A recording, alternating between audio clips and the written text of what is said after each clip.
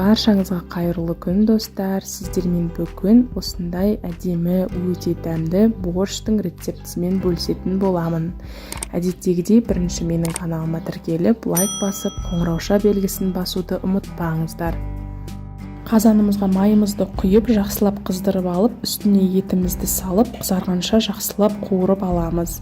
Одан кейін үстіне пиязымызды, бұрышымызды салып, томат салып, тұз салып, жақсылап араластырып, 5-10 минутқа пісіреміз.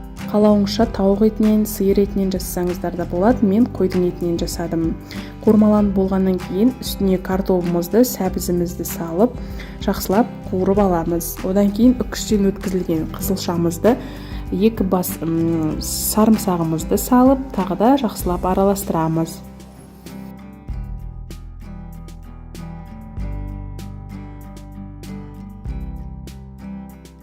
Бес 10 минут жақсылап қуырылғаннан кейін үстіне қайнап тұрған суымызды құйып, 1 сағат, 1,5 сағаттай сорпамызды қайнатамыз.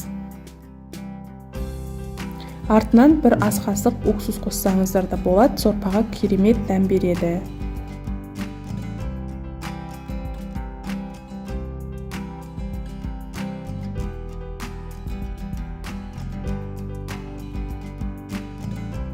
Шамамен 1 сағаттан кейін үстіне капустамызды салып, капустамыз піскенше қайнатып аламыз.